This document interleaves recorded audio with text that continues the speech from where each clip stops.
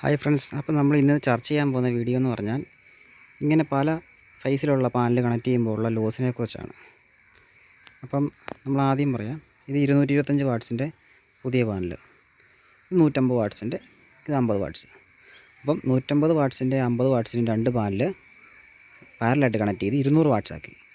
അതിനുശേഷം 225 വാട്ട്സിലേക്ക് സീരീസ് ആയിട്ട് കണക്ട് ചെയ്തു. അപ്പോൾ അതിൻ്റെ വീഡിയോ ഞാൻ കാണിച്ചു തരാം.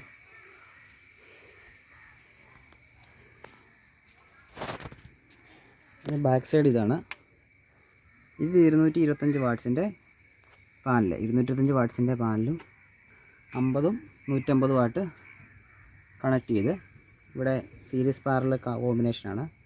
അപ്പോൾ MC4 വൈ കണക്ടർ വെച്ചിട്ട് 150ഉം 50ഉം കൂടെ പാരലായിട്ട് കണക്ട് ചെയ്ത് അതിനുശേഷം ഈ 200 വാട്ട്സിൻ്റെ സെറ്റിൽ നിന്ന് 225 വാട്ട്സിൻ്റെ സെറ്റിലേക്ക് സീരീസ് ആയിട്ട് കണക്ട് ചെയ്ത് VOC കൂട്ടിയേക്കുവാണ്.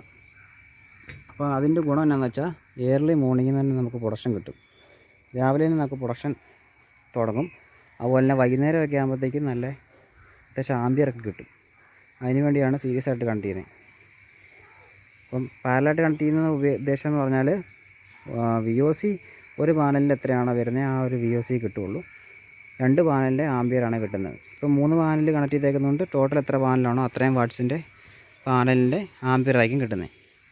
പക്ഷേ സീരീസിൽ നമുക്ക് നേരെ തിരിച്ചാണ്, VOC കൂടും.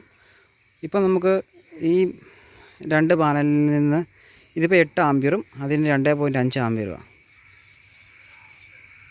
10.5 ആംബിയർ രണ്ട് പാനലിൽ നിന്ന് കിട്ടുമെന്ന് വിചാരിക്കുക. നമുക്ക് 10 ആംബിയറായിട്ട് നമുക്ക് കണക്ക് കൂട്ടാം. അപ്പോൾ ഇതിൽ നിന്ന് 10 ആംബിയറും ഇതിൽ നിന്ന് 11 ആംബിയറും കിട്ടുന്നുണ്ടെന്ന് വിചാരിക്കുക. ഇത് 11 ആംബിയറാണ് ഇതിൻ്റെ ആംബിയർ.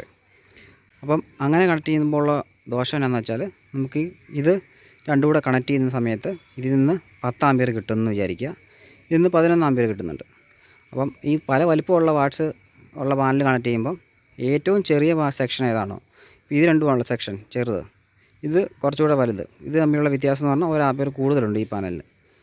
അപ്പം ഈ പാനലിന് 10 ആംബിയർ കിട്ടുന്നുണ്ടെങ്കിൽ ടോട്ടൽ ആംബിയറായിട്ട് കണക്ക് കൂട്ടുന്നത് 10 ആംബിയറും പിന്നെ ഇതിന് രണ്ടിൻ്റെയും സീരിയൽ ആയിട്ടുള്ള കണക്ട് ചെയ്യുമ്പോൾ VOC 40 വോൾട്ട് ആണെങ്കിൽ 40 വോൾട്ടുമാണ് ഇതിൻ്റെ ഇൻപുട്ടായിട്ട് MPPTയിലേക്ക് പോവുക.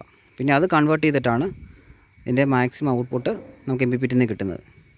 അപ്പോൾ അതേ സമയത്ത് 225 വാട്ട്സിൻ്റെ രണ്ട് പാനലാണ് കണക്ട് ചെയ്തിട്ടുണ്ടെങ്കിൽ 11 ആംബിയറും 40 VOC കിട്ടും. അപ്പോൾ കുറച്ചുകൂടെ എഫിഷ്യൻസി കിട്ടും.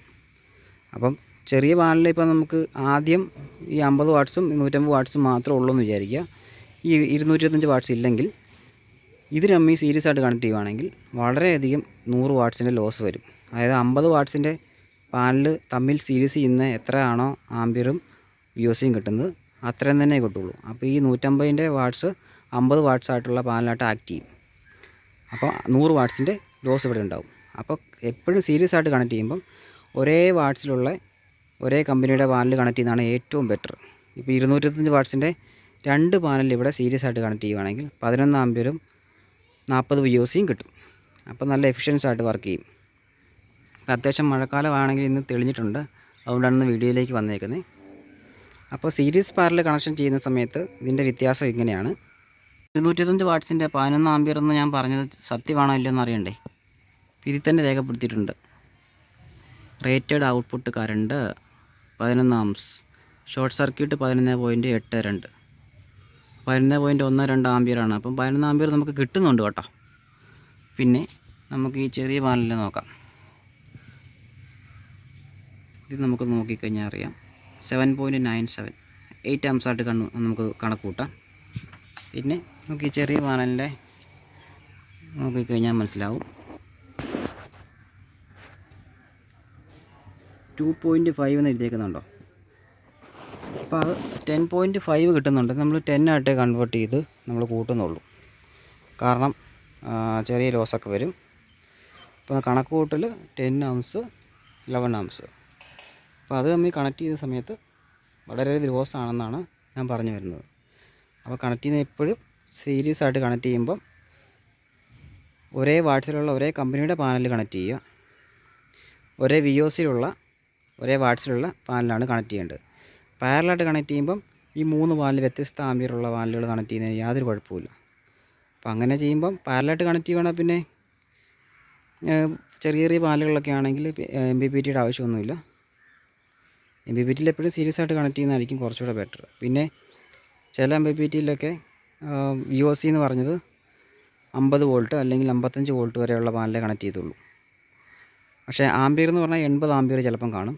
അങ്ങനെയുള്ള VOCകളുള്ള MPPTയിലൊക്കെ ചെയ്യുമ്പോൾ എപ്പോഴും പാരലായിട്ട് കണക്ട് ചെയ്യുക. കാരണം VOC ഇല്ല.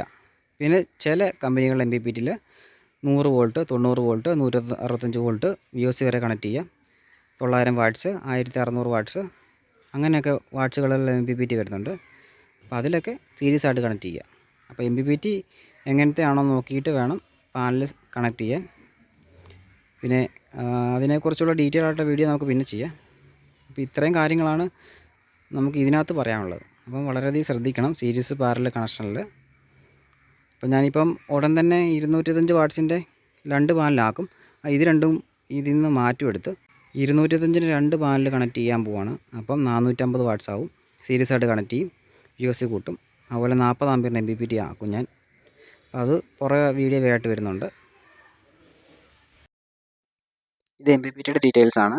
MPPTയിൽ 35.6 വോൾട്ട്, 9.7 ആംസ് ഇൻപുട്ട്, 24.2 ആംസ് നമുക്ക് ബാറ്ററിയിലേക്ക് ചാർജ് ചെയ്യുന്നുണ്ട്, 311 വാട്ട്സ്.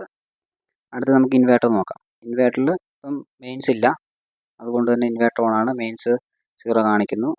ഔട്ട്പുട്ട് വോൾട്ടേജ് നമുക്ക് 223 വോൾട്ട് നമുക്ക് കാണിക്കുന്നുണ്ട്. പിന്നെ ബാറ്ററിയുടെ വോൾട്ടേജ് 12.2. അത് വോൾട്ടേജ് ഡ്രോപ്പാണ്, ഇത്ര ലോഡ് കൊടുക്കുന്നുണ്ട്. ലോഡ് എന്ന് പറഞ്ഞാൽ 45% ലോഡുണ്ട്.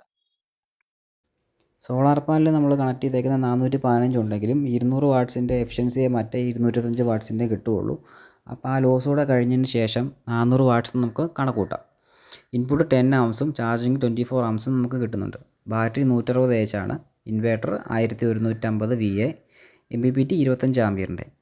25 ആംപിയറിൻ്റെ MPPTയിൽ നിന്ന് നമുക്ക് ചാർജിങ് ഉച്ച സമയത്ത് പീക്കിൽ നമുക്ക് 24 ആംപിയർ ചാർജിങ് കിട്ടുന്നുണ്ട്.